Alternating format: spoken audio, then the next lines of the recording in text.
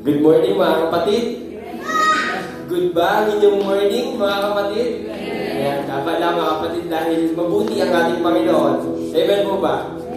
Palakpakan naman po natin ang ating Panginoon dahil muli tayo po'y nagkakatipon sa masamang magpupuri sa Kanya mga kapatid. And welcome po sa Bicol Missionary Baptist Church.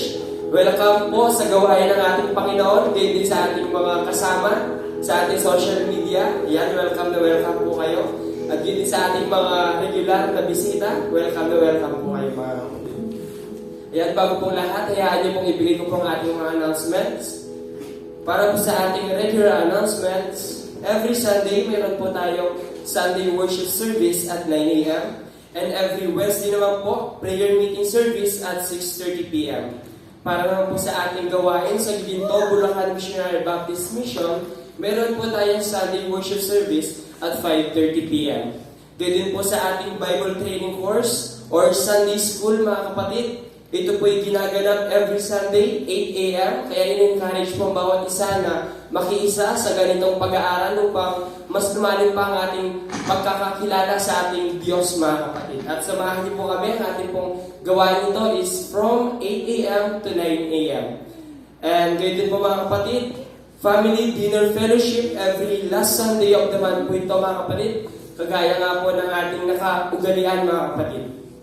And para lang po sa ating special announcement, magkakaroon po tayo ng business meeting pagkatapos po ng ating servisyo. Amen po mga kapatid. Excited na po ba kayo sumamba at tumawid mga kapatid? Amen. Bakit parang ang lungkot nyo? Yan, parang hindi tayo malungkot mga kapatid, ngitian natin ang ating mga katabi. Ayan. At batiin ang Happy Lord's Day. Masaya po ba kayo mga kapatid? Kung tayo po'y masaya, inimbitan ko pong bawat isa na tumayo at buksan po natin ang ating mga Biblia in Deuteronomy chapter 7 verse 9. And reminder po mga kapatid, bilang pagpapasimula po ng ating servisyo, in-encourage po, pinapaalalahanan po bawat isa ng ating mga gadgets or ating mga cellphones, panatiliin po natin itong naka-turn off or silent upang sa ganyan mga kapatid, hindi po tayo mag-distract. In Deuteronomy chapter 7 verse 9. Sabay-sabay po natin basahin mga kapatid. Deuteronomy chapter 7 verse 9. Talasdasin mo nga na ang Panginoon ninyong Diyos ay siyang Diyos, ang tapat na Diyos, na nag-iingat ng tipan at naggagawad ng kagandaang loob sa mga umiibig sa Kanya at tumutupad ng Kanyang mga utos hanggang sa 1,000 salin ng lahi. Purihin pong salita ng ating Panginoon.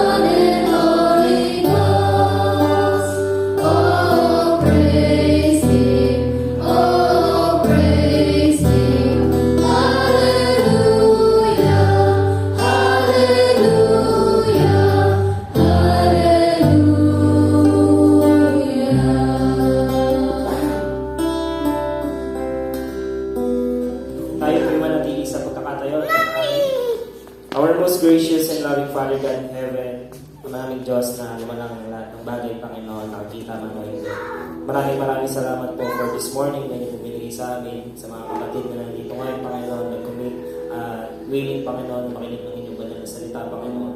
Purihin kayo, Panginoon, dahil binigyan niyo po ng kalakasan ng bawat isa, Panginoon, and binigyan niyo po sila ng submissive na puso at isipan, Panginoon, upang pumunta rito, Panginoon, hindi lang po makinig, Panginoon, kundi ganapin ng inyong utos, Panginoon. Lord, ganun din dalangin ko rin po, Panginoon, na patawaran niyo po kami, Panginoon, dahil nagkakasala po kami laban sa inyo, Panginoon. We need your salvation, Panginoon, just like we studied earlier, Panginoon. Lord, maraming salamat po, Panginoon, dahil hindi niyo po pinag-guide sa amin yun, Panginoon. Purin kayo doon, Panginoon, dahil binibigyan niyo po kami ng choice and at the same time, Panginoon, pinapakita niyo po sa amin na kailangan po namin kayo, Panginoon. Apart from you, Panginoon, wala po kami kaya gawin. Hindi po namin kaya sustain ang buhay namin, Panginoon. Lord, ganun din, dinadalangin po namin, Panginoon, ang pasimula ng servisyo na ito. Nawa, Lord, kayo po'y maging sentro na ito, Panginoon. Nawa, Lord, yung mga aawit, Panginoon, nawa sa inyo lamang po umaawit, Panginoon, habang nililid ang congregation, Panginoon. Nawa, Lord, hindi po sila umaawit para sa kapatid na mag-gain ng recognition, Panginoon. Nawa, Lord, hindi po sila after sa club ng mga kapatid, Panginoon. Hindi po sila nawa after sa recognition ng mga kapatid, kundi after po sa ultimate na Diyos, Panginoon, na sinasamba namin, Panginoon, ang Diyos ng mga Diyos, Panginoon. Lord, ganun din, dinadalangin po namin, Panginoon, na nawa, Lord, bigyan niyo po kami ng puso, Panginoon, na nakikinig sa inyo. And isip po na tutugon, Panginoon, sa mga matututunan namin mamaya sa mensahe niyo, Panginoon. Ganun din, Panginoon, dinadalangin po namin ang aming mensahe ng Panginoon. Nawa, Lord, patnubayan niyo po siya, Panginoon, nawa, Lord, yung mga karunungan lamang, Panginoon, na nanggagaling sa inyo, Panginoon, na i-share niya sa amin, Panginoon, so that paglabas po namin dito sa building na ito, Panginoon, ay ready po kami, Panginoon, na i-share, Panginoon, and maging inspiration, Panginoon, according to your, inuutos niyo sa amin, Panginoon, na magdala ng souls dito, Panginoon, magdala ng souls, Panginoon, sa inyo, Panginoon. Lord, dinadalangin po namin na nawaran ituro niyo po sa amin, Panginoon, kung paano po maging maka-Diyos, Panginoon, hindi po, Panginoon, maging hipokrito, Panginoon. Lord, patawarin niyo po kami, Panginoon, ingatan niyo po, Panginoon, yung mga kapatid na pupunta pa lamang, Panginoon. Patnubayan niyo po sila, gabayan niyo po sila, Panginoon, katulad po ng pag-iingat po ninyo sa amin, Panginoon. Sa inyo lang po lahat ng papuri at pagsamba, Panginoon. In Jesus' name we pray. Amen.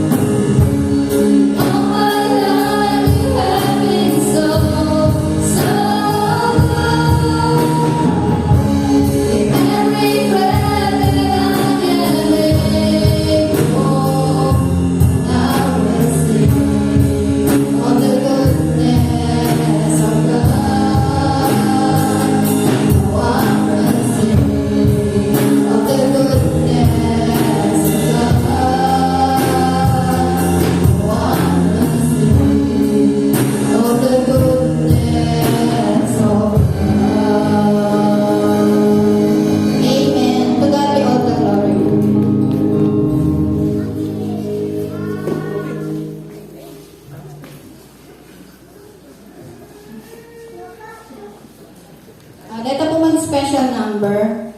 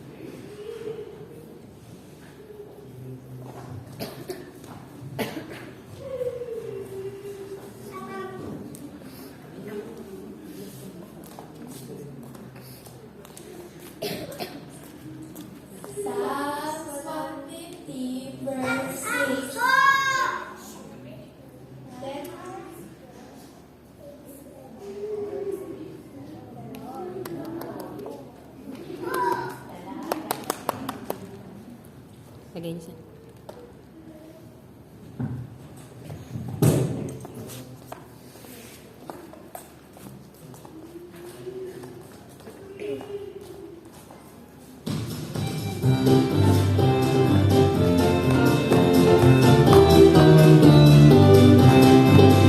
Give me all in my lamp, keep me burning. Give me all in my lamp, I pray. Give me all in my lamp, keep me burning. Keep me burning till the break of day.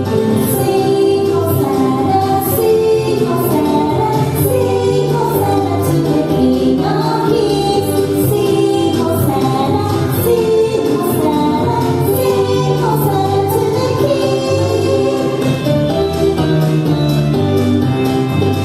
Give me joy in my heart, keep me praising. Give me joy in my heart, I pray. Give me joy in my heart, keep me praising. Keep me praising till the break of day. Sing Hosanna, sing Hosanna, sing Hosanna to the King of Kings. Sing Hosanna, sing Hosanna, sing Hosanna to the King. Give me love in my heart, keep me serving. Give me love in my heart, I pray. Give me love in my heart, keep me serving. Keep me serving till the break of day. Sing Hosanna, sing Hosanna, sing Hosanna to the King of Kings. Sing Hosanna, sing Hosanna, sing Hosanna to the King.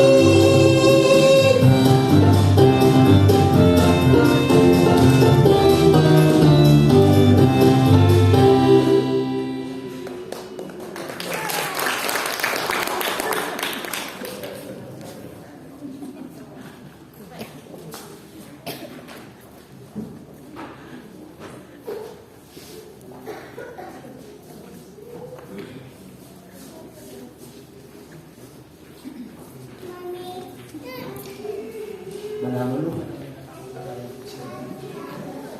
Parang mukha yung mga bata, mas masalit din ako yung tsura mo, pinagbantaan ng mga teacher. Hindi kayo sumayaw. Hindi kayo sumayaw. Kaya hindi kayo makaka-merienda. No? Takot na takot sila sa teacher nila. Sumasayaw eh. So purihin po ang ating Panginoon ngayong araw na ito, mga kapatid. At pakisabi po sa inyong katabi, no? God is good. Amen. Napakapalad po natin, mga kapatid, dahil again, nandito po tayo sa tahanan ng Panginoon. Ibig sabihin, binigyan tayo din ng Diyos ng buhay, ng kalakasan, no? Na ating magagamit, no? Para sa Kanyang kapurihan.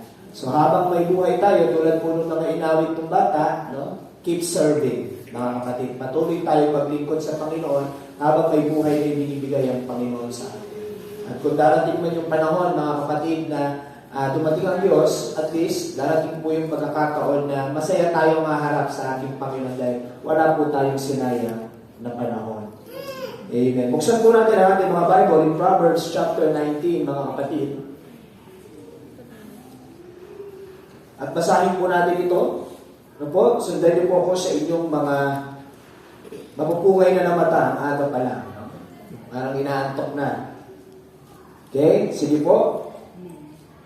Basahin po natin verse 1. Maigi ang dukha na lumalakad sa kanyang pagtatapat kaysa susuwail sa kanyang mga labi at mangmang. Verse 2. Gayun din ang kaluluwa ng walang kaalaman ay hindi mabuti.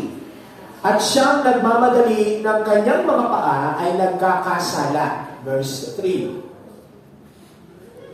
Ang kamangmangan ng tao ay sumisira ng kanyang lakad, at ang kanyang puso ay nagagalit laban sa Panginoon. Verse 4. Ang kayamanan ay nagdadagdag ng maraming kaibigan, ngunit ang dukha ay hiwalay sa kanyang kaibigan. Verse 5. Ang sinungaling na saksi ay walang pagsalang parusahan, at ang nagsasalita ng mga kasinungalingan ay hindi makatatahan. Marami ang mamamanhid ng liga sa magandang loob. Ang bawat tao ay kaibigan ng nagbibigay ng mga kaloob. Ipinagtatanim siya ng lahat ng kapatid ng dukha.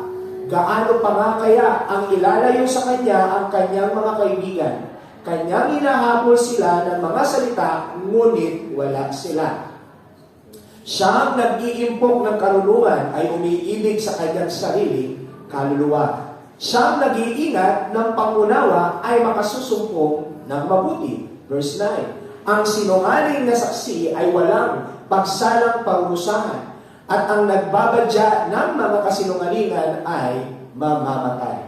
Verse 10. Maayos na pamumuhay ay hindi magaling sa mangmang, lalo na sa alipin na magpuno sa mga pangulo. Verse 11. Ang bait ng tao ay nagpapakupad sa galit. Ang kanyang kaluwalhatian na paraanin ang pagsalamsa. Ang puot ng hari ay parang ungal ng leon, ngunit ang kanyang lingap ay parang hamog sa damo. Verse 13. Ang mangmang na anak ay kapanglawan ng kanyang ama, at ang mga pakikipagtalo ng asawa ay walang likat sa tulog. Bahay at mga kayamanan ay minamana sa mga magulang, ngunit ang mabait na asawa ay galing kanino? Sa Panginoon. So, nag-iisip na siguro yung mga, so mabait ba yung asawa? So, kung hindi mabait ka, kanino kaya galing ito? Diba? O, kaya nga ang Panginoon ang sinasabi, no, sa mga young people, kung kayo ay mag-aasawa, maghanap kayo ng Kristiyano. Yun, galing sa Panginoon yan. Eh, basta masama din ang ugali, at least Christian. Diba? Mas masama pa ugali sa atin nila, at least nga Christian, diba? Kapatid. No? Verse 15. Katamaran ay nagbabaon sa mahimbing na pagkakatulog, at ang tamad na kaluluwa ay magugutom. Verse 16. Ang nag-iingat ng utos ay nag-iingat ng kanyang kaluluwa, ngunit ang walang babala sa kanyang mga lakad ay mamamatay. Verse 17. Ang naaawa sa dukha ay nagpapautang sa Panginoon, at ang kanyang mabuting gawa ay babayaran sa kanya uli. Verse 18. Verse 18. Parusahan mo ang iyong anak, dalang may pag-asa, at huwag mong ilagak ang iyong puso sa kanyang ikapapahamak. Verse 19. Ang taong may malaking puot ay magtataglay ng parusa, sapagkat kung iyong iligtas, iyong marapat na gawin uli. Verse 20. Makinig ka ng payo at tumanggap ka ng turo upang ikaw ay maging pantas sa iyong uling wakas. Verse 21. May maraming katha sa puso ng tao, ngunit ang payo ng Panginoon ang siyang tatayo. Amen. Verse 22. Yaong nakagagawa sa isang tao upang siya'y maging kanais-nais ay ang kanyang kagandahang loob. At ang isang dukha ay maigi kaysa isang sinungaling. Ang pagkatakot sa Panginoon ay patungo sa kabuhayan, at ang nagtatangkilik noon ay tatahang may kasiyahan. Hindi siya dadalawin ng kasamaan. Verse 24. Idinadampot ng tamad ang kanyang kamay sa pinggan, at hindi na magsusubo pa sa kanyang bibig uli. Verse 25. Iyong saktan ang manglilibak, at ang musmos ay mag-aaral ng kabaitan. At iyong sawayin ang nag-uunawa, at siya'y makauunawa ng kaalaman. Verse 26. Ang sumasamsam sa kanyang ama ay nagpapalaya sa kanyang ina, at ay anak na nakahihiya at nagdadala ng kakutsaan. Verse 27. Magtigil ka, anak ko, sa pakikinig ng aral na nanliligaw lamang mula sa mga salita ng kaalaman. Verse 28. Ang walang kabuluhang saksi ay lumilibak sa kahatulan. Ang bibig ng masama ay lumalamon ng kasamaan. And lastly, verse 29. Ang mga kahatulan ay nahahanda sa mga manglilibak, at ang mga hampas ay sa mga likod ng mga mangmang. Purihin po ang pagkakabasa ng salita ng ating Panginoon. Tayo po lahat ay magsipagyuko at manalangin. Ama naming Diyos na banal at makapangyarihan sa lahat, Kami po ay nagpupuri, sumasamba, dumadakila sa iyo ngayong oras na ito sa aming kalagitnaan. Papasalamat sa iyong mga salita na aming kakanin ngayong umaga dito bilang dulot ng kalakasan sa aming mga buhay espiritual. Mga salita mong puno ng karunungan na siyang nagsisilbing aming gabay upang ang aming mga lakad bilang mga anak mo ay may karunungan at hindi magdulot, Panginoon, ng kapahamakan bilang pagtitiwala sa aming mga sariling kaalaman. Panginoon, bigyan niyo po kami ng puso na nakikinig sa iyong mga salita. Dulot, Panginoon, ng aming kakubababaan ng loob upang ang bawat isa sa amin ay masumpungan mo may karunungan. Ito po ang aming panalangin sa pangalan ni Jesus na aming Panginoong Diyos at tagapagligtas. Amen at Amen. Mga kapatid, tayo po ay nasa Proverbs chapter 19 na po at makikita po natin mga kapatid, patuloy dito po sa bahagi na ito ng kawikaan, ibinigay po sa atin ni Solomon ang isa sa mga importanteng bagay na kailangan po natin malaman mga kapatid. Ano po yun mga kapatid? Na ang karunungan po ng Diyos ay nagtitiwala sa ating Panginoon at ang karunungan po ng Diyos ang nagbibigay sa atin ng kaalaman upang lumakad po ng may karunungan dito po sa sanlibutan. Paulit-ulit po natin narinig, kung mapapansin po ninyo mga kapatid, ano ang punto ng ating pag-aaral sa aklat na ito ng kawikaan. Kung mapapansin po ninyo, halos lahat po ng mga versikulong binasa natin ay nabasa na po natin karamihan ng mga yan sa mga nakalipas pa ng mga chapter ng kawikaan. Ngunit bakit kaya si Solomon ay paulit-ulit pong sinasabi ito? Sapagkat mga kapatid, kung makikita po natin, ang tao ay likas na makalilimutin. Sabihin mo mamaya, sabihin mo ngayon, mamaya, hindi na yan maalala. Sabihin mo to, ipaalala mo ito sa kanya, lalo na po sa mga anak natin. Pag alis ng bahay, parang iniwan niya yung kanyang sarili sa salamin at hindi na nalalaman kung ano ang kanyang kabuhayan, mga kapatid. Tulad ng sinasabi ni Santiago. So, napakainam po na ang pinakamainam na gamot sa taong nakakalimot ay walang iba kundi ang Memo Plus E. Ano ba yun? Paalala. Diba? Hindi po yung binibenta ni Kuya Kim, hindi po ako nag-i-endorse. Hindi po ako gumagamit ng gano'n. Hindi ko po alam yun. Dahon lang ng Kuya Bano, pwede na. Diba? So mga kapatid, kailangan po palalahanan ni Solomon ang kanyang bayan, ang kanyang mga anak sa kanilang mga lakad upang manatili silang lumakad na may karunungan sa Panginoon. And kung mapapansin po ninyo, paulit-ulit po sinasabi ni Solomon sa mga verses na binasa natin, na ang isa pong dulot ng kamangmangan, isa pong dulot ng paglakad ng walang karunungan ay poverty o kahirapan. Kaya po ang Biblia, lalo na sa aklat na ito, ang tamad ay inihahalin tulad sa isang mama. At eventually, ang kanilang katapusan ay kahirapan, poverty, poor. But then, mga kapatid, makikita din natin sa verse na ito, o sa mga verses na ito, na sinasabi po ni Solomon na maigi pang maging mahirap. Hindi po tinuturo ni Solomon na i-goal natin maging mahirap. Mga kapatid, kasi baka mamaya isipin natin na, tinuturo din pala ng Biblia na mas mainam pang maging mahirap, so maging mahirap na lang ako. Mga kapatid, hindi po tinuturo ng Biblia na mas piliin natin maging mahirap, mga kapatid. Ngunit mga kapatid, meron pong konteksto yun eh.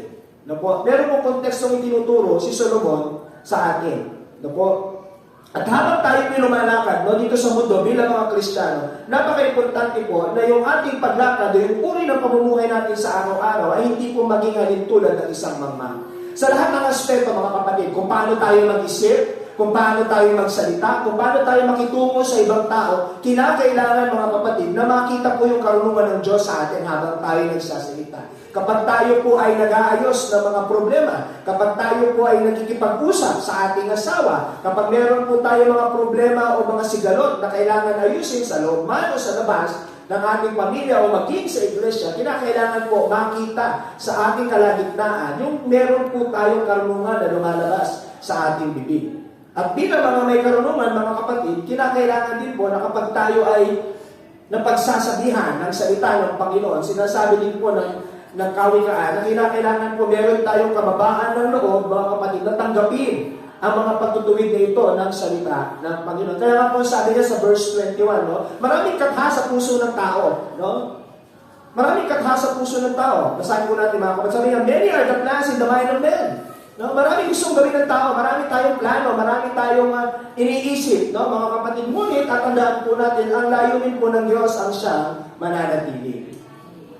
Kaya nga palagi ko po sinasabi ito, lalo na po sa lagi kong mga ini-encourage, nagpapagamit lagi. No? Lahat naman tayo, dapat nagpapagamit sa Panginoon. Whether piliin mong what, no? Na magpagamit sa Panginoon, o whether piliin mong magpagamit sa Panginoon, o kung piliin mo man, no, na huwag kang magamit sa Panginoon, tatandaan mo, kapatid, tatandaan po natin ito, mga kapatid, bilang isang iglesia, na hindi po nun mapipigilan yung kalooban ng Diyos. Hindi po natin mapipigilan. Kahit ako mismo ngayon, bababa ako dito, titigil ako sa pagpapahayag na salita ng Panginoon. Hindi po ito mapipigilan. No? Yung layunin po ng Diyos na maipahayag yung kanyang mga salita. Sapagkat mga kapatid, no, may tatayo at mangangaral po ng salita ng Panginoon. And that is why, mga kapatid, isa pong karunungan, para sa lahat sa atin, no, kung mananatili ang plano ng Diyos at ma-accomplish ang plano ng Diyos, mas mainam pang sumama tayo sa Kanya. Mas mainam pa na makiisa tayo sa Diyos. Mas mainam pa na makibahagi tayo sa gawain ng Diyos sapagkat kung magtatagumpay ang Diyos, kasama tayo doon sa tagumpay na yun, mga kapatid. Amen? Ngunit kung hindi tayo makikisa sa gagawin ng Panginoon hanggang sa Kanyang muling pagdating dito sa lupa, kapatid, sayang. Diba? Sayang ang ating panahon. So mga kapatid, dito, isinama din po ni Solomon, bilang mga Kristiyano, bilang lumalakad na may karunungan, kung paano natin pamahalaan ang isang pamilya. Lalo na po sa may mga pamilya na sa ating iglesia. No? Napaka-importante po na ang pamilya, mga kapatid, ito po yung tinuturing na sentro o maliit na unit ng ating lipunan. Kaya narinig nyo na po sa akin na isa sa mga nais ni Satanas na sirain, no? Sa ating ginagalawang komunidad o sa mundong ito ay walang iba kundi ang pamilya. Yan po ang gusto ni Satan na sirain ang pamilya. Kaya nasa hutsaring tukso ang nararanasan ng mga kalalakihan at ng kababaihan. No? At nakikita naman natin ngayon, mga kapatid, last time na, na-share ko sa mga nagba-Bible study kami, no? Mga kapatid, sabi ko, meron pa ako nakitang abogada, no? Isang abogada na nagsasabing, wag na, kasi nauso po yung si Bea Alonso, no? Hindi nagpapakasal dahil daw sa prenuptial agreement, hindi daw, kay gusto daw may prenuptial agreement, mga ganun-ganyan. Hindi daw, so kaya sabi ng abogada, wag na lang magpakasal, magsama na lang. Sabi na, maghihiwalay din naman. Nakita po ninyo, mga kapatid, how this word promote. Kaya marami ngayon, alam po ninyo, ayon sa PSA, marami po ngayon mga nagsasama ay hindi na po kasal. No? Sila po yung nagsasama, no? Kasi eventually, tinitignan na nila in the future na sila ay maghihiwalay. Wala na po yung salitang commitment. Wala na po ang salitang responsibility. Nandoon na lamang po yung salitang flesh. No? Nandoon na lang po yung nagsasama na lang sila dahil po yung sa laman, o dahil po sa mga bata, o dahil sa mga... Pero wala sila nakikita, magsasama sila hanggang kamatayan at Diyos lamang. At kamatayan lang, Diyos lang ang makapaghiwalay sa kanila o kamatayan lamang ang makapaghiwalay sa kanila. Mga kapatid. You see, that's how the world is so evil sa ating panahon ngayon. Kaya nga, kung hindi po natin pag-aaralan ang mga salita na ito ni Solomon, then how are we going to protect these children pagdating ng panahon? No? Tuturuan din ba natin sila, mga kapatid, na ganoon din ang kanilang gawin? Of course, hindi po natin gagawin yon. No? Kaya po, paulit-ulit tayong pinaalalahanan ni Solomon. Ano man ang ating plano, mas mainam na pagkatiwalaan po natin ang plano ng Diyos. Kaya mga kapatid, dito po sa ating mga binasa teksto, makikita po natin in verses chapter 1 to 10 and verse 21, na mas mainam po, o isang karunungan na magtiwala sa layunin ng Diyos higit sa ating mga sarili. Amen? Verse 21, sabi niya po dyan, there are many devices in a man's heart. Maaaring taglay po natin lahat ng karunungan, taglay natin lahat ng resources na meron tayo, mga kapatid. Ngunit, tandaan po natin, mga kapatid, ano man ang plano ng Diyos, yun po ang mananaig. Kaya in verses 1 to 3, makikita po natin, tinuturuan po muna ni Solomon, no, yung kanyang bayan na sabi na po dyan, in verses 1 to 3, mas mainam po yung may paglakad ng karapat-dapat o yung may paglakad ng katwiran. No? Though ikaw ay mahirap, pero ikaw ay tapat. Tama yung ginagawa mo. Amen? Hindi po tayo pwedeng kumain galing sa masama. Makakain ba natin yun? Na yung kinakain natin ay galing sa nakaw? Kung ikaw ay Kristiyano, maati mo ba yun na yung kinakain mo at pinakakain mo sa iyong pamilya bilang isang Kristiyano ay galing sa kasalanan? Hindi po yun tama, mga kapatid. Kaya di baling sabi nga ni Solomon, magtinapay ka ng luma, no? Okay lang. Basta hindi galing sa masama. Well, mga kapatid, ito po, sa mundong ito, ang kayamanan po kasi ay nagsasalita. Kung sino ang may pera, siya ang may boses. Kung sino ang may pera, siya ang makapangyarihan. Kung sino ang may kayamanan, siya ang maraming kaibigan. Kung sino ang konti at walang pera, siya ang walang kaibigan. Kung baga mga kapatid, nabasa natin verses 1 to 10, nababatay no, sa mundong ito, sa pamamagitan ng yaman, kung gaano karami ang iyong kaibigan. Gusto-gusto lumalapit ang mga taong na may nais na pabor sa iyo. Kasi meron kang yaman, meron silang mapapala, meron silang pakay sa iyo. At yun lang ang kanilang gusto, kaya kanila kinakaibigan. Kaya nga mga kapatid, mapapansin natin, even sa mga politiko ng ating bansa, sabi nila, walang permanenteng kaibigan sa larangan na yan.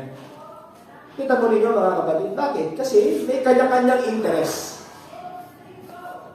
Nakikita po natin. Kapag hindi ka nila kailangan, iiwan ka na nila. Ikaw na ngayon ang kanila sisirain. Ganun lang po kasimple ang buhay ng mga yan. No? Kaya kung titignan po natin, sinasabi ni Apostol Pablo, mas mainam lumakad po na may katapatan. No? Kaysa lumakad. No? Nataglay mo lahat ng kayamanan, taglay mo lahat ng maraming taong kaibigan, ngunit pag wala na ang iyong karamanan, wala na rin silang lahat. Napakainam din mga kapatid na kailangan po nating maunawaan, no? Na bilang mga Kristiyano, na ang karunungan po ng Diyos, sabi po sa verses 8 to 10, at pangunawa, ay lagi pong nagdudulot sa atin ng pag-iingat at buhay. Taliwas doon mga kapatid, kapahamakan at kamatayan ang naghihintay sa atin. Kaya nga po sabi na mga kapatid in verse 2, tingnan po ninyo, sabi na po dyan, in verses 9, verse 2, sabi na, whoever makes haste with his feet misses his way. Sabi niya po dyan, ang siyang nagmamadali ng kanyang mga paa ay nagkakasala. They no longer think. Hindi po sila nag-iisip. Hindi po nila tinataglay ang karunungan ng Diyos. Hindi po nila iniisip ano ba ang kaparaanan at kalooban ng Diyos. Ang kanila pong iniisip ay ang kanilang mga sarili. Ang kanila pong iniisip at nagmamadali ay makuha yung kanilang para sa kanilang ganang sarili. Ngunit mga kapatid, dahil po ang Diyos ay makapangyarihan, ano po, ang nakukuha po ng mga tao ganito ay nahuhulog po sila sa kasalanan. Kaya nga mga kapatid, sa bawat desisyon na ating gagawin, tandaan po natin, mas mainam, no? Na pagkatiwalaan po natin ang layunin po ng Diyos sa ating buhay. Pastor, paano ko po malalaman, no, yung layunin po ng Diyos sa buhay ko? Mga kapatid, hindi na po natin kinakailangan na makarinig ng tinig sa inyong sariling kwarto kapag nananalangin para lang malaman ang purpose at layunin ng Diyos sa buhay ninyo. Ibinigay lang po ng Diyos ang kanyang mga salita sa atin. Amen? No? At yan po mga salita po niya ng Diyos ang nagbibigay sa atin, no? At magbibigay at magpapaliwanag sa atin ang layunin ng Diyos sa buhay natin. Kaya kung pag-aaralan lang po natin ito, pag babasahin natin at pag-aaralan natin, malalaman at malalaman mo ano ang layunin ng Diyos sa iyo. Bakit kanya nilikha? Bakit kanya niligtas? Alam mo na ang gagawin mo. Pero kung hindi mo babasahin at pag-aaralan ng salita ng Panginoon, para po tayong tuyong dahon na tinatangay ng hangin kung saan po malakas ang ihip. Kasi wala kang pupuntahan. Wala kang direksyon sa buhay. No? Nanguhula ka, ano ang layunin mo sa buhay. Kaya lahat ng mga experiment na pwede mong gawin sa buhay mo, gagawin mo. And eventually, mga kapatid, makaka-apekto sa iyo. At eventually, mga kapatid, maaaring magdala sa atin sa kapahamakan.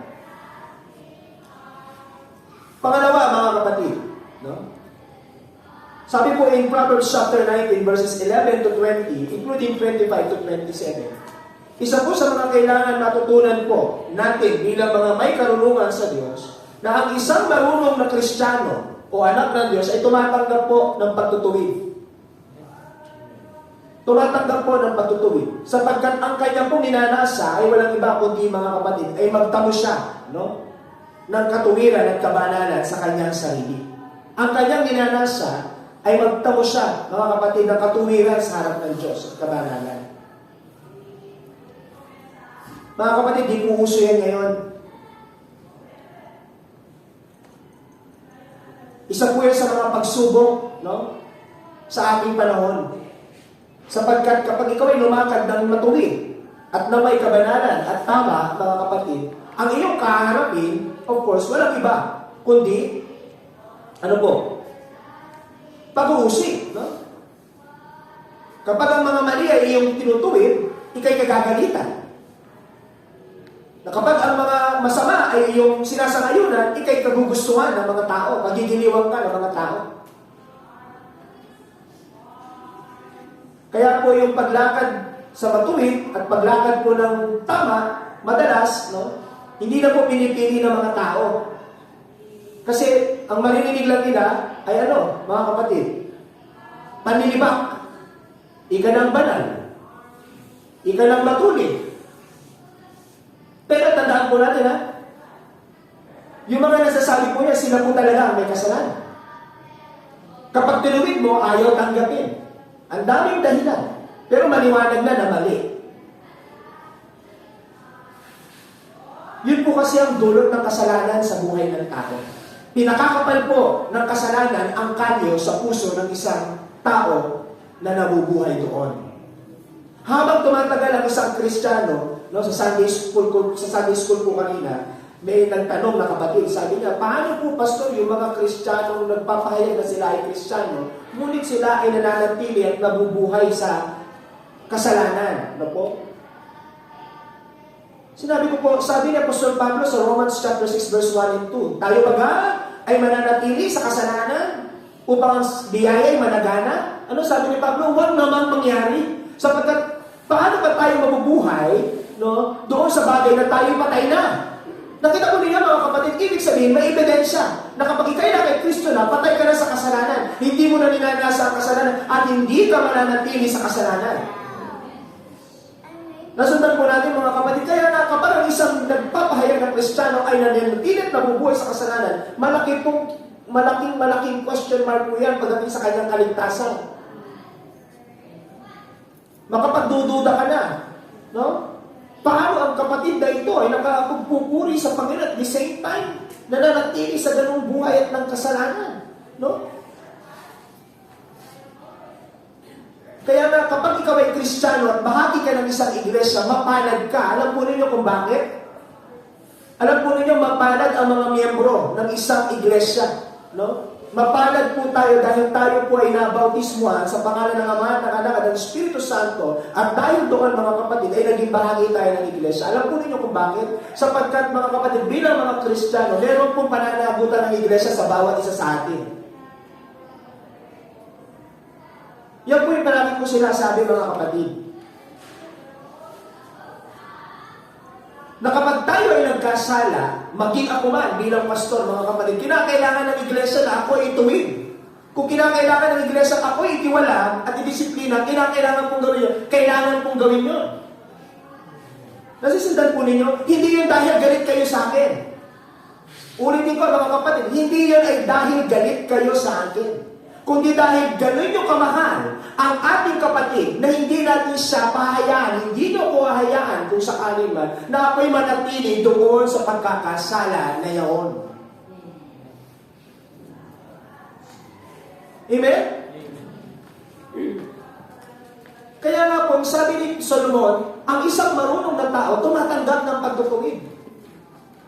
Kung ikaw ay anak, nagkasala at tinutuwid ka ng iyong magulang, pakinggan mo. Makinig ka. Kaya nga sabi ko, hindi pastor, hindi ko siya pakikinggan dahil yung nanay ko, sugaron, yung tatay ko, lasinggero. Kaya ba't ko pakikinggan? Naiintindihan ko. Pero again, tama ba yung itinuturo nila sa'yo? Tama ba na ituwid ka nila sa mali mong ginagawa? Kung mali yung ginagawa mo, at matuwid yung sinasabi nila, kahit ganun pa man sila, kung tama yun, kailangan mo sundin. Kailangan mo sundin. Amen? Dahil kung pinapatanong ko sa taas ng building, syempre hindi ka tatalon. Alam naman natin yun. Hindi. Syempre pag tumalong ka, nasa ang karunungan doon, di ba? Pakinggan mo yung magulang mo. Kung sinasabi ng magulang mo, gayahin mo ko, magiging sugarol ka din, abay, at ginaya mo nga, wala kang karunungan, wala kang bait. Di ba? Pero kung sinasabi ng magulang mong, huwag kang uminom, huwag kang magsugal, nakita mo ang buhay namin, ganito na nga, huwag mo nang gayahin, makinig ka. Amen? Makinig tayo. Tinuturuan tayo ng mga magulang natin, tignan nyo ang nangyari. Yung mga desisyon kong maling ginawa noon, ito ang epekto sa akin ngayon. Ayaw kong gawin ninyo, yung maling ginawa kong desisyon noon, ulitin nyo pa. Kaya huwag nyo gagawin. Amen? Huwag mong gawin. Kaya kayo tinuturo, kaya kayo tinutuwid, kasi ayaw na nila maranasan mo yung dala na kapighatian ng mga maling desisyon sa nakalipas. Yun kung handa kang magpatuwid. Yun kung handa ka magpatama. Again, mga kapatid, bilang mga Kristiyano, lagi pong naroon, mga kapatid, dapat yung ating heart, lalo na po, kung mababasa po natin, mula dito sa Biblia, makikita po ninyo, in verse 14 hanggang verse 25, makikita po natin dyan, mga kapatid, yung wisdom sa pagkakaroon ng buhay ng may pamilya. Tignan po ninyo, ang bahay at ang kayamanan ay namamana, ngunit ang mabuting asawa ay nagmumula kanino? Mula sa kanino? Panginoon. Kaya nag-start na akong manalangin. Kailangan kong hingingin sa Panginoon yun. Amen? Amen. Ayaw nyo. Nasusundan po natin yung mga kalalakihan natin. Siyempre, yung mga young people natin, siyempre may mga asawa, hindi na po kayo pwede mag-asawa. Yung mga kalalaki, mga kabataan natin dito na may planong mag-asawa sa hinaharap. Bago nyo hingiin yung kamay na mapapangasawa ninyo sa kanilang mga magulang, hingiin nyo muna sa Panginoon. Nakuha po natin.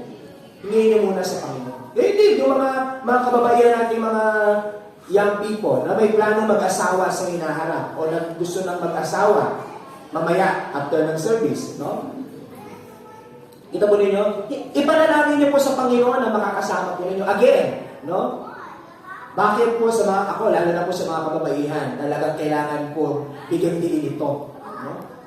Kasi at the end of the day, mga kapatid, kawawa po ang babae kapag iniwan ang kanyang asawa.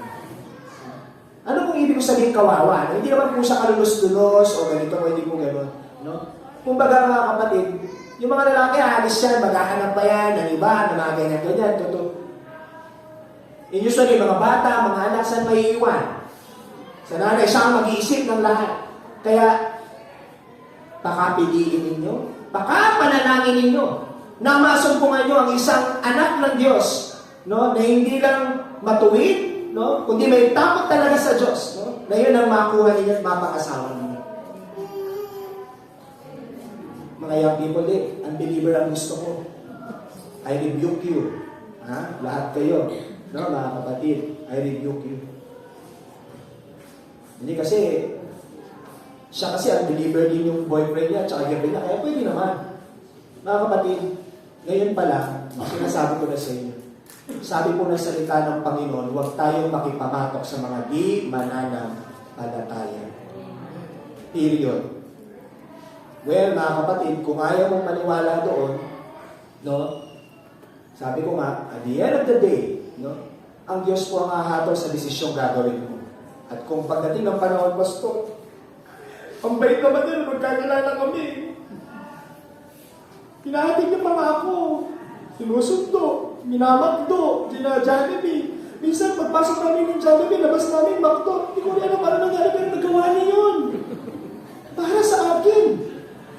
Ngayon, wala nang makdo, wala nang Jollibee. Hindi na ako makapagkuko. Dati, nung dalaga ko, ang ganda ng kuko ko. Ngayon, tina mo, durog na yung mga daliri ko. Yung paa ko, puro bitak na, kakalaba. Wala na. Wala siya ginagawa. Ano nangyari? Well, si Satan nga, sabi ng Bible, ang ganda eh. Si Lucifer, di ba? Ang ganda niya. Yun lang, nadaya ka. You see? Sabi nga nila, hindi lahat ng kumikilan. Dito. Kaya kapag ang ginamit mo sa paghahanap ay mata, pwede kang madaya. Tama na gamitin mo ang iyong mata. Pero higit sa lahat, mga kapatid, gamitin natin ang ating mga mata at isip na may karunungan ayon sa salita ng Panginoon. Amen? Amen.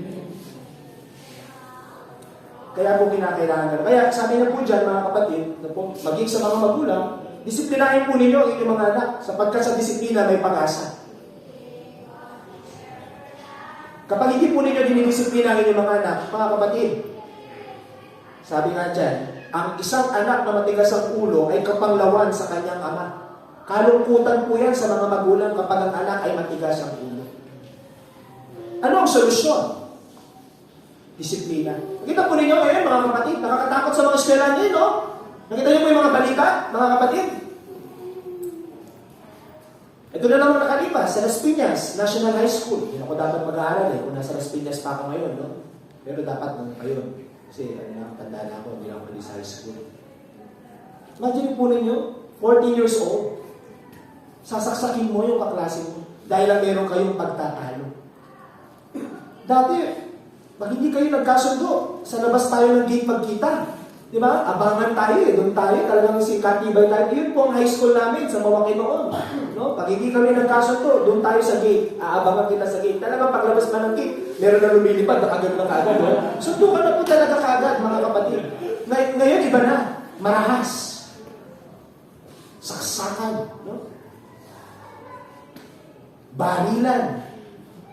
Alam po ninyo, inibitahan mo ako magbigay, magsalita sa aming paaralan, no? Sa senior high school within Express, sa August 7, mga kapatid. At ang request po nila is mag-focus ako doon sa mga nangyayaring karahasan. No? Sabi ko, hindi po ako seminar speaker. No? Ang kailangan po nilang maunawaan, ano ang sanhi at pinagmulan ng ganyang kaisipan at puso sa tao. Kasi ang kailangan ng kabataan, unang-una, si Jesus. Amen. Pangalawa, disiplina. Yun na po kasi ang hindi na ibigay ng mga magulang sa panahon ngayon. Ang disiplina ng mga magulang para manahimik ang kanilang mga anak, cellphone. Kita po ninyo yung bata, ninapanood ako isang bata po, mga kapatid, sabi ng isang psychologist, normal pa ba ito? It's not normal, sabi ng isang psychologist. Ano yun? 4 months. 4 months or 6 months, something like that. Nanonood siya, pinanonood niya anak niya ng YouTube because teacheration ba yun? Something like that. Teacheration naman usually maganda naman no? Kasi teacheration. No? Pero nung inalis niya yung tablet doon sa sanggol ng 6 months, nanonood, nagalit yung sanggol, naging irritable yung sanggol. Pero nung binalik yung tablet, magano lang yung bata. You see, again, paulit-ulit ko po sinasabi ito sa inyo. That's how these things works now. Kaya po sa UK, ano pong ginawa nila ngayon? O sa Poland, pag wala pang 16 years old, bawal ang social media. Sinabatasan nila. Kasi bakit, mga kapatid? Nakita na po nila yung epekto eventually. Marami na pong susunod yan. Pero ang tanong, hindi pa mahuli ang lahat. Diba? Well, mga kapatid, sabi ko nga, it is always, good to start with the right solution. Ano ang tamang solusyon? Si Jesus po ang tamang solusyon. Ang unang ituro at ibalik sa mga paaralan ay hindi po yung mga rainbow flag. Hindi yan ang dapat unang ituro sa kanila na ang kanilang kasarian ay pwedeng magbago ayon sa kanilang nararamdaman. Ang kailangan nilang matutunan na sila ay makasalanan at kailangan nila si Jesus. Yun po ang kailangan ipanumbalik sa mga paaralan, mga kapatid. At yun po yung ini-aim at ginugol natin. Pag-pray po ninyo, mga kapatid, dahil meron po kami ina-applyan ni Pastor Fritz. May ina-applyan po kami mapuntang New Zealand. Mag-abroad na po kami. Bahala na kayo. Nag-apply po kami sa Philippine National Police. No? Bilang maging mga police. Police ng Panginoon, ha? Hindi po police pang kalawakan. Ha? Bilang maging mga chaplain. Alam niyo po yung mga chaplain na pwede pong pumunta sa kulungan. Meron po kami permit galing sa Philippine National Police. Pwede kami pumunta sa mga establishmento, mga organisasyon, mga institusyon para po magbahagi ng salita ng Panginoon. No? So, pag pinag-pray po namin na nawa kami ay ma-approve. No? Kasi po, magandang pagkakataon po yun. Sabi ko nga na mapasok natin yung mga institusyon, no? Para maituro po ang salita ng Panginoon. Mahirap. Maganda po yun kasi kung meron na po tayong ganong ID, syempre madalas po, hindi na po tayo mahihirapan pa sa proseso para lang magpahayag ng salita ng Panginoon, no? So, pag-pray po ninyo yun, na nawa, makuha namin yun, kami po ay maisama na po doon sa mga mabibigyan ng ganong lisensya pa, kumbaga parang ID.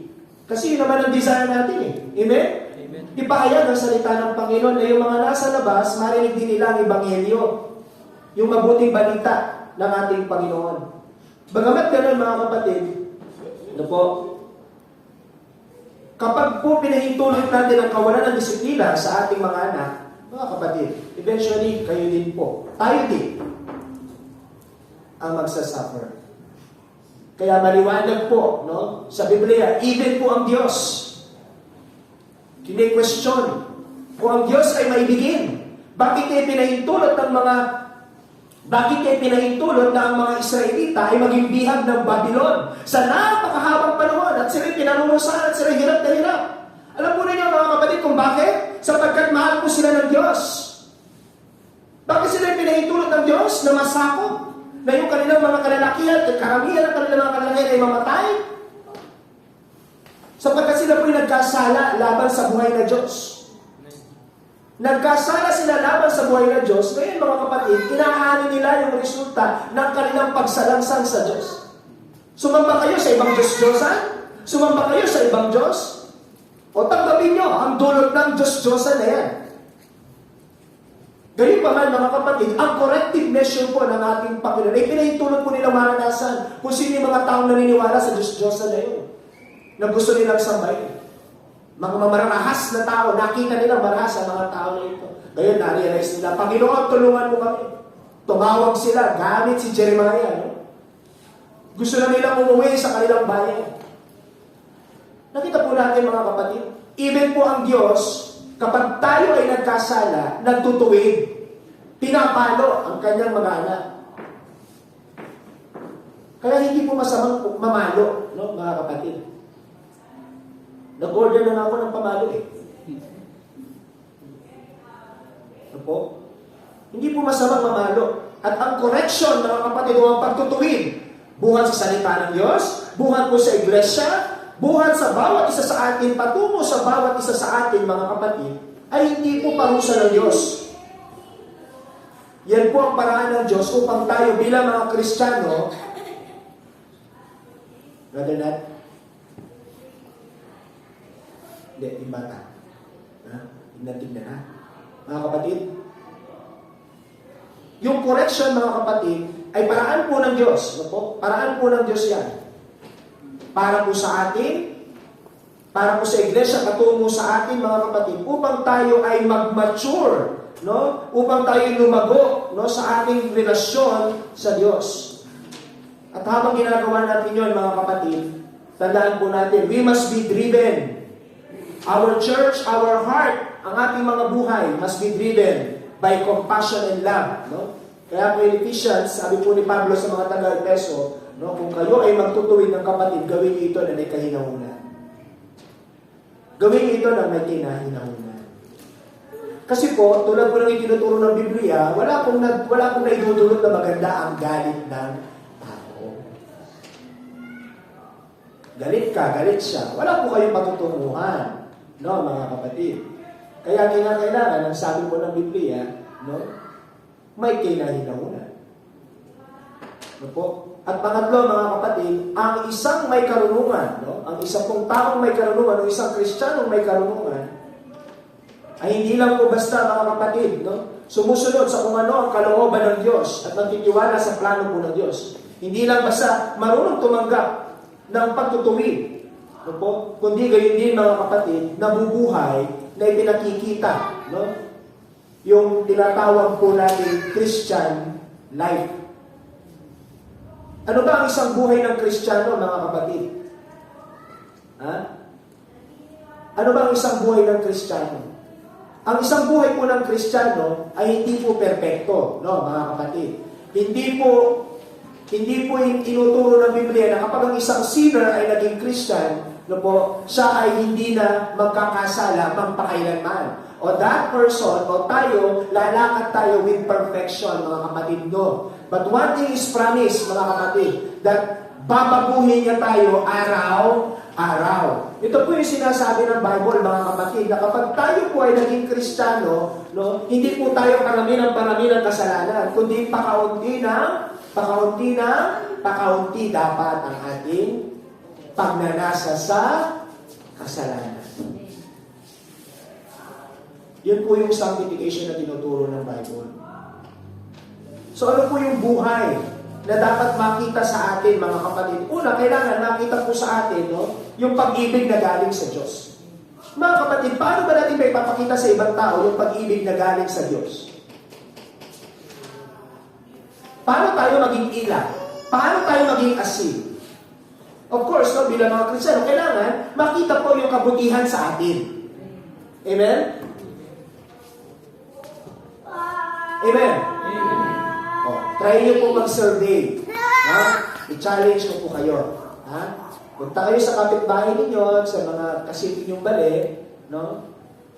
Tanungin po ninyo sila. Naiparanas ko na ba sa iyo, no, ang pag-ibig ng Diyos? Tanungin po ninyo sa kanila.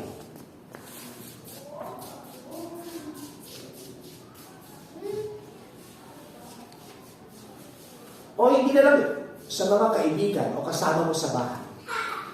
Pwede mong itanong, naiparanas ko na ba sa iyo, kaibigan, ang pag-ibig ng Diyos? Ano mo tinutukoy mo? No? Nakagawa na ba ako ng kabutihan sa iyo? May nagawa na ba akong mali sa iyo? Na kailangan ko hindi ng tawad? Ganun din, mga kapatid, kinakailangan po, no, na maipakita natin, no, yung ating pag-ibig sa kanila sa pamamagitan po ng pagbabahagi po ng Ebanghelyo ng ating Panginoon. Ganun po natin maipapakita ang ating pag-ibig sa kanila. Hindi lang po sa pagtulong sa kanila, hindi lang po sa paggawa ng kabutihan, hindi lang sa pagsasabi ng tama, kundi higit sa lahat, mga kapatid, sa pagbabahagi ng Ebanghelyo ni Kristo sa kanila. Yun po ang dakilang pag-ibig na may papakita natin sa mga tao wala pa kay Kristo. Sa mga tao sa bahay lang natin kailangan nila si Kristo. Yun po yung pinakadakilang pag-ibig. Lahat po ng uri ng kabutihan na pwede natin gawin na po natin. No, mga kapatid. Pero ang pinakasukdulan doon, kahit gawin natin lahat ng kabutihan na meron tayo, kung hindi natin ibabahagi si Kristo sa kanila at hindi nila makikilala si Kristo, kalaunan, mga kapatid, wala rin pong saysay lahat ng iyon. Napunin niyo kung bakit, mga kapatid, sapagkat ang kaluluwa nila ay mapupunta rin po sa dagat-dagatan na po. Oo, yun nga pastor ang dahilan. Dito pa lang, pinaranas ko na yung langit. Para sa kabilang buhay, impyerno naman. Hindi po yun. Ganun dapat. Amen? Paranas po natin sa kanila ang pag-ibig ng Diyos dito sa lupa. Para i-look forward nila ang kaharian ng Diyos. Amen? Ipakita po natin sa kanila, no, kung sino ang mga anak ng Diyos. para makita po nila, mga kapatid, kung gaano kabuti ang Diyos na ang isang makasalanan tulad mo at tulad ko ay binago at ginagamit niya sa kanya kaluwan at iyan.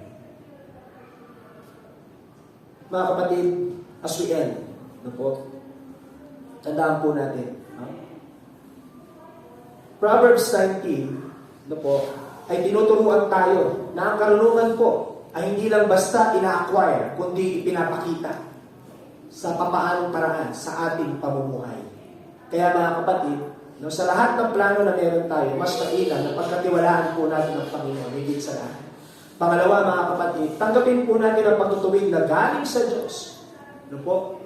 At pangatlo, mga kapatid, ipakita po natin sa mga tao na kakasama natin yung pag-ibig na galing sa ating Panginoon Jesus. Ito pong mga bagay na ito ang magtutulak sa kanila, sa mga tao nito na nasa labas, upang nais nilang makilala ang ating Panginoon. Mga kapatid, hindi naman po kinakailangan sila ay pilitin natin maging member dito. Hindi naman po yun talaga ang pinaka-goal natin. Ang pinaka-goal po natin, mga kapatid, ay marinig nila ang Ebanghelyo ni Kristo. Dapat ma-save sila. Dapat ma-save sila. Yun po ang ating pinaka-goal. Mga kapatid, ano po yung nasa puso mo ngayon? What's in your heart ngayong oras na ito? May iba ka pa bang plano? May iba pa ka bang gustong gawin? Then, kapatid, challenge ko po, tayong lahat, bilang isang iglesia. Let us hear the counsel of the Lord. Pakinggan po natin ang payo, ang turo, ang gabay, buhat po sa salita ng ating Panginoon. Amen? Kunin nyo mga kapatid, minsan hindi mo magbabago yung circumstansya natin. Ganun pa rin ang sitwasyon. Minsan po mga kapatid, matagal bago natin makita yung pagbabago. Pero kung patuloy po natin gagawin yun at magiging tapat tayo sa ginagawa natin, ang Panginoon po ang magdudulot ng bagay. Minsan po kasi may mga Kristiyano na frustrate. Kasi iniisip nila na sila yung makapagbabago. Tayo, ako yung makapagbabago. Kasi hindi po. Ang lagi ko lang mindset, tuturuan ko sila kung ano ang nais ng Panginoon. Ihahayag ko sa kanila kung ano ang puso ng Panginoon buhat sa kanilang mga salita. Tuturo ko sa kanila kung paano nila lakaran yun. Pero, mga kapatid, kailanman ay hindi ko bumababago ang sino man sa inyo, sapagkat Diyos lamang po ang may kapangyarihan ng gano'n. Kaya ang trabaho ko, mag-pray, ang trabaho namin, ipanalangin na yung mga natututunan natin sa salita ng Panginoon ay magampanan natin. Yun po ang aming panalangin. Kasi at the end of the day, mga kapatid, sabi ko, isa-isa naman tayo mahanap sa Panginoon. Isa-isa naman tayo mahanap sa Panginoon. So, ang aking panalangin na kapag umarap tayo sa Panginoon, masaya kayo mahanap. Excited tayo mahanap. Sapagkat alam natin, naging tapat tayo sa lakad natin sa Panginoon. Amen? Tayo po lahat ay magsipag-yuko at manalangin, mga kapatid. Ang manaming Diyos na makapangyarihan sa lahat, kami po ay nagpupurit, nagpapasalamat sa oras dito na yung ibinigay sa bawat isa sa amin. Salamat, Panginoon, sa iyong mga salitang ginamit ngayong umaga nito upang ang bawat isa sa amin ay makapagbigay ng kapurihan at kapasalamatan. Magtamo, Panginoon, ng karunungan galing sa iyong mga salita. Panginoon, turuan niyo po kami ng pagkatiwalaan ng iyong plano. Turuan niyo po kami, Panginoon, na huwag maging mangmang, Panginoon. Turuan niyo po kami, Lord, na tanggapin ang pagtutuwi, tanggapin, Panginoon, ang correction mula po sa inyong mga salita. Mula po sa karunungan ng iyong mga salita. Tulungan po ninyo kami, Panginoon, na magtiwala, higit sa lahat, Panginoon. Ipakita, Panginoon, ang iyong pag-ibig, hindi lamang sa bawat isa sa amin, kundi lalo na po higit sa lahat, sa mga tao na nangangailangan ng iyong mga salita, ng iyong biyaya, ng iyong pagliligtas. Dalangin namin, Panginoon, ang bawat isa sa amin ay maging susi upang, Panginoon, ang mga tao nito ay makakilala sa iyo bilang ang Panginoon Diyos at tagapagligtas. Maraming salamat. Itong aming sakot dalangin sa pangalan ni Jesus. Amen. Amen. Purihin po ang ating Panginoon.